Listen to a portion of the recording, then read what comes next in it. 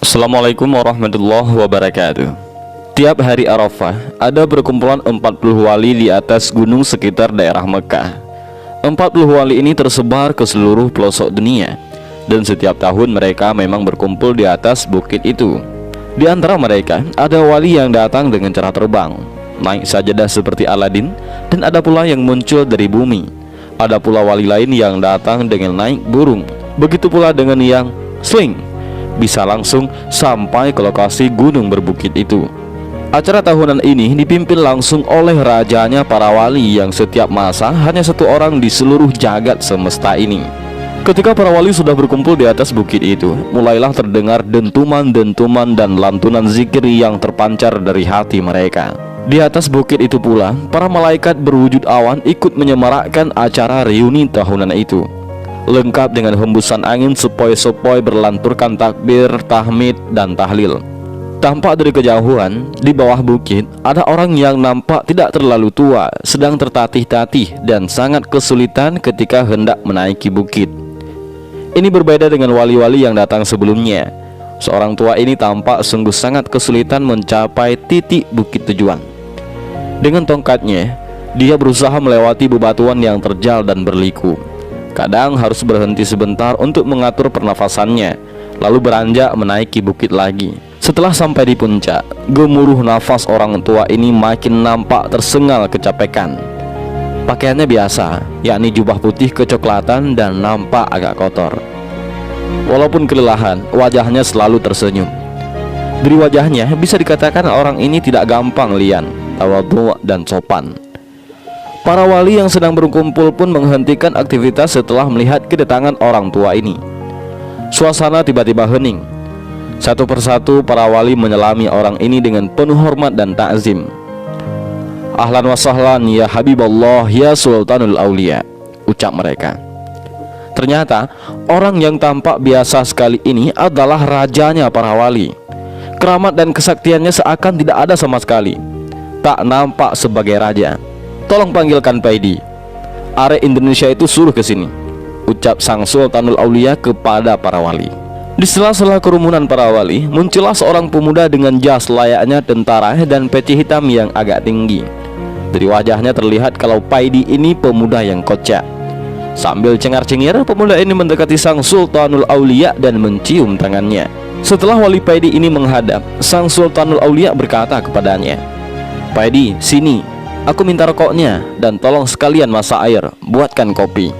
Hehehe, ternyata wali yang kemana-mana membawa rokok dan kopi hanya wali dari Indonesia. Sehabis dari pertemuan di Mekah, wali Paidi kembali lagi ke Indonesia. Ia ingin mencoba ilmu yang baru saja didapat dari temannya yang juga seorang wali dari India, namanya Nasir Khan. Ilmu itu disebut sebagai ilmu melipat bumi. Teman wali Paidi ini memang terkenal sakti. Seluruh biksu di India tidak dapat menandingi kesaktiannya. Bahkan biksu dari Tibet banyak yang masuk Islam setelah kalah bertarung dengan Nasir Khan ini. Ketika berangkat ke Mekah, wali Paidi nunut temannya dari India ini. Wali Paidi hanya disuruh menggandeng tangannya. Lalu tiba-tiba, sling, Paidi dan temannya yaitu Nasir Khan sudah berada di Mekah, di atas bukit tempat pertemuan rutin itu. Dan karena kasihan, wali Nasir Khan ini mengijazahkan ilmu melipat bumi kepada wali Paidi, supaya di acara pertemuan-pertemuan yang akan datang dia tidak repot mencari tebengan lagi. Wali Paidi mencoba memejamkan matanya, dan mulutnya mulai komat kamit membaca doa-doa khusus. Tiba-tiba tubuh wali Paidi terasa dingin.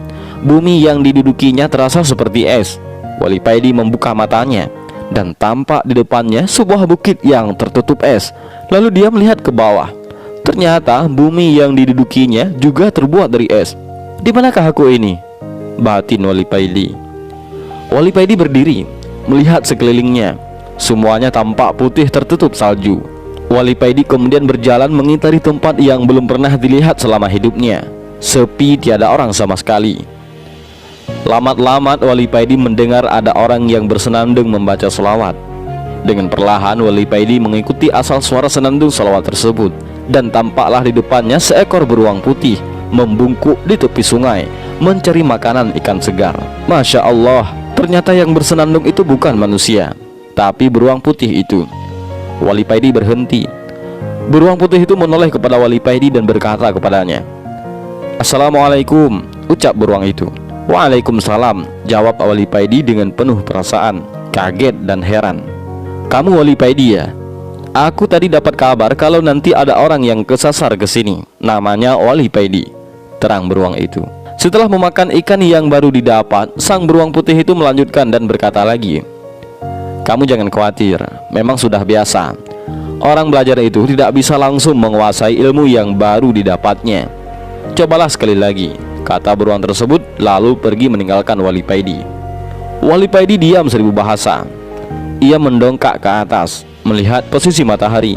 Ternyata dia kesasar ke kutub selatan dan bertemu dengan beruang putih yang bisa bicara, berselawat dan zikir saat dia bekerja mencari ikan segar untuk dimakan.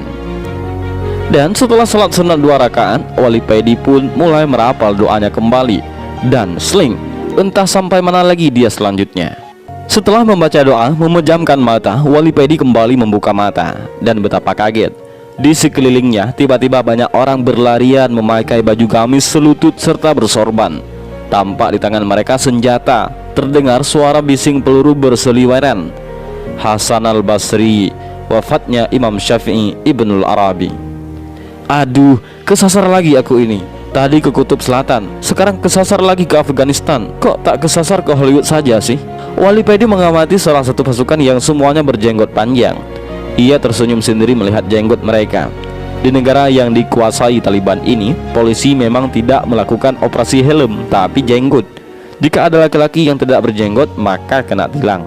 Wali Paidi berdiri berjalan mencari tempat yang agak sepi. Ia tidak suka dengan peperangan, dan karena itulah dia langsung memutuskan pergi saja. Setelah menemukan tempat sepi, Wali Paidi mulai merapal doa-doa ilmu melipat buminya lagi. Perlahan Wali Paidi membuka matanya. Tampak di depannya sebuah rumah yang terbuat dari kayu, layaknya rumah para transmigran di luar Pulau Jawa. Tak lama kemudian keluar seorang tua berpeci putih dengan baju takwa dan bersarung, melambaikan tangan, memanggilnya. Wali Paidi teringat dengan orang tua satu ini. Beliau adalah Habib Ali Al-Habsyi dari Pahang, Johor, Malaysia, yang kemarin juga ikut pertemuan di Mekah. Dan Masya Allah, ternyata aku masih kesasar lagi, batin Wali Paidi. Ia melangkahkan kaki mendekati Habib Ali Al-Habsyi. Wali Paidi teringat beberapa tahun yang lalu ketika Said Maliki dari Mekah mau berkunjung ke Nadlem Habib Ali ini. Ceritanya, dalam perjalanan ke Malaysia kala itu, Said Muhammad Al-Maliki tiba-tiba kangen berat dan sangat terhadap datuknya, baginda Nabi Muhammad SAW. Setelah sampai di depan Nadlem, Habib Ali hanya menyuruh masuk Said Maliki, sedangkan rombongan yang lain disuruh menunggu di luar. Beberapa menit kemudian, Said Maliki keluar berurai air mata. Said Maliki menangis terseduh-seduh.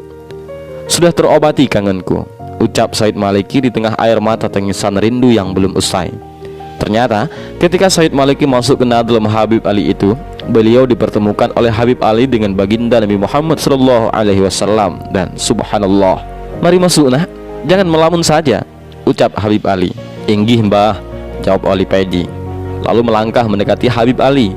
Setelah mencium tangan beliau, Wali Paidi masuk ke Nadlem. "Kamu memang tidak bakat dengan ilmu melipat bumi itu, nak Paidi. Jadi nanti tidak usah dicoba lagi. Kamu naik pesawat saja dari sini ke Indonesia," kata Habib Ali. "Inggih mbah.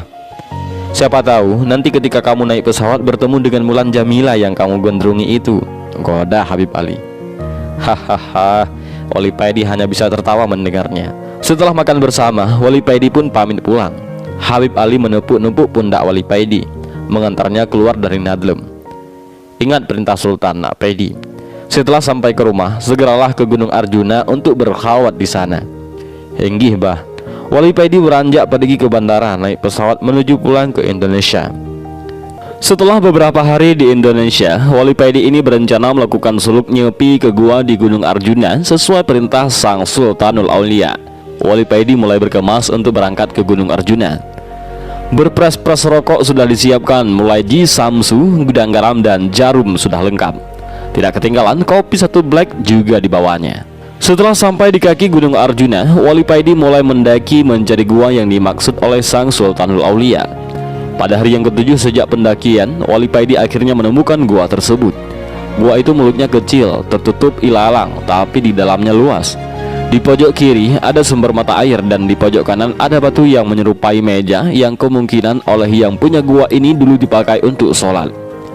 Wali Paidi menaruh barang bawaannya di sebelah batu yang mirip meja tersebut dan pergi menuju mata air untuk mandi dan berwudu. Ketika mandi, hati Wali Paidi ini dengan sendirinya berzikir dengan cepat dan otomatis. Pengetahuan ruhani Wali Paidi semakin bertambah. Hatinya berbunga-bunga tanpa dapat ia cegah. Nur bisorahnya semakin terang benderang. Setelah berwudu, Wali Paidi melakukan sholat di atas batu yang mirip meja itu. Beratus-ratus rakaat tanpa terasa telah berlalu, dan Wali Paidi baru sadar ketika terdengar ayam berkokok. Wali Paidi pun turun dari batu menuju tempat perbekalannya untuk membuat kopi dan duduk santai sambil merokok. Panci sudah dikeluarkan dan rokok di Samsu refill sudah disiapkan. Tapi alangkah kagetnya Wali Paidi ini ketika mencari korek tidak ada. Ia keluarkan semua isi tasnya, tetapi tetap saja korek tidak ditemukan. Waduh, ciloko iki. Wali Paidi bergumam sendiri. Dia melihat kopi satu black yang aromanya begitu harum dan berpres-pres rokok berbagai merek tergeletak di samping kopi. Wes muspro kabeh iki, kok bisa koreknya nggak ke bawah? Kata Wali Paidi mulai kesal. 1-2 hari dilalui Wali Paidi ini tanpa kopi dan rokok, dan pada hari yang ketiga Wali Paidi mulai tidak tahan. Hatinya semeblak ketika melihat kopi dan rokok yang terkulai tak berguna. Wali Paidi mulai membaca hizib. Semua hizib ia kerahkan, dan setelah membaca Asy-Syafa' 3 kali, Wali Paidi ini mengusapkan telapak tangannya pada matanya, dan biar seluruh alam jin dan makhluk halus lainnya tampak sangat jelas. Terlihat oleh Wali Paidi segerombolan jin di luar gua sebelah kiri, kira-kira 10 meter dari mulut gua. Wali Paidi mendatangi bangsa jin yang terdekat dengan gua tersebut. Gerombolan jin yang melihat Wali Paidi datang tampak ketakutan. Ada yang punya korek api? Tanya Wali Paidi kepada bangsa jin. Kami tidak punya, jawab mereka. Wali Paidi langsung mengobrak-abrik tempat perajin tersebut. Perajin tersebut lari tunggang lunggang dan banyak sekali yang terluka. Selanjutnya, setiap tempat yang ada jin ditatangi oleh Wali Paidi ini. Dan kalau ditanya jawabannya tidak punya korek, maka Wali Paidi ini langsung mengobrak-abrik tempat tersebut. Gemparlah seluruh bangsa jin di Gunung Arjuna melihat sepak terjang Wali Paidi ini. Seluruh desa dan kota dari kerajaan jin di Gunung Arjuna ini telah diobrak-abrik oleh Wali Paidi. Nama Wali Paidi menjadi terkenal menjadi momok yang menakutkan di kalangan bangsa jin. Dan akhirnya tibalah Wali Paidi ini di pusat kerajaan bangsa jin. Ketika sampai di gerbang kerajaan, Wali Paidi disambut oleh 2 prajurit yang memang oleh raja mereka diperintahkan untuk menyambut Wali Paidi dan mengantarkan kepadanya. Tampak wajah-wajah yang ketakutan di wajah prajurit ini melihat Wali Paidi. Dengan suara tergagap-gagap, prajurit ini mempersilahkan kepada Wali Paidi untuk masuk istana dan menemui raja mereka. Dalam istana, Raja Jin yang bernama Ismoyo ini sudah menunggu kedatangan Wali Paidi. Setelah Wali Paidi masuk istana, Raja Ismoyo ini langsung turun dari singgasana menyambut langsung Wali Paidi dan mempersilahkan Wali Paidi untuk duduk di sampingnya. Dengan agak takut, Raja Ismoyo ini bertanya, hamba dengar Tuan Wali telah membuat geger kerajaan hamba. Tuan telah mengobrak-abrik seluruh wilayah kerajaan tanpa ada yang sanggup melawan Tuan. Apakah gerangan yang Tuan cari sehingga Tuan murka begini? Mungkin hamba bisa membantu. Wali Paidi menjawab, aku mencari korek. Apakah ada yang punya? Seluruh prajurit tegang menunggu jawaban raja mereka. Senjata pedang dan tombak sudah mereka pegang dengan erat, bersiap kalau ada hal yang tidak diinginkan. Seluruh prajurit tegang menunggu jawaban raja mereka. Senjata pedang dan tombak sudah mereka pegang dengan erat, bersiap kalau ada hal yang tidak diinginkan. Keringat yang berbau kemenyan keluar dari pori-pori prajurit Raja Jin, yakni Raja Ismoyo. Suasana tegang masih sangat terasa. Saking tegangnya, ada prajurit yang terkencing-kencing di celana. Tuan Wali, buat apakah korek tersebut kalau hamba boleh tahu? Tanya Raja Ismoyo. Buat menyalakan ini dan membuat ini, jawab Wali Paidi sambil menunjukkan rokok dan kopinya. Hanya untuk itu? Tanya Raja Ismoyo yang heran. Iya, hanya untuk ini, jawab Wali Paidi singkat. Raja Ismoyo membatin dalam hati, Wali ini aneh. Masa hanya gara-gara pingin merokok dan ngopi saja dia telah menghancurkan kerajaanku? Dasar Wali Semprul. Namaku Paidi, bukan Wali Semprul, sahut Wali Paidi. Ah, Maaf Tuan, ternyata Tuan bisa membaca isi hati hamba. Raja Ismoyo mulai takut dan heran. Terus, gimana? Sampaian punya korek apa tidak? Tanya Wali Pedi lagi. Kalau hanya untuk menyalakan itu, pakai ini aja Tuan, jawab Raja Ismoyo sambil menjulurkan jari telunjuknya yang tiba-tiba bisa mengeluarkan api. Masya Allah, kalian kan memang terbuat dari api. Maaf, aku baru ingat. Jawab Wali Pedi sambil cengengesan. Wali Pedi mendekati Raja Ismoyo, mengeluarkan sebatang rokok di samsu refillnya dan mulai menghisap rokoknya. Hu Allah, begitulah yang terdengar ketika Wali Pedi merokok. Selanjutnya Raja Ismoyo memanggil panglimanya dan berkata kepadanya, buatkan kopi buat Tuan Wali ini. Perintah Raja Ismoyo sambil mengambil kopi dari Wali Pedi dan menyerahkan kepada panglimanya. Jangan manis-manis ya, Wali Pedi berpesan.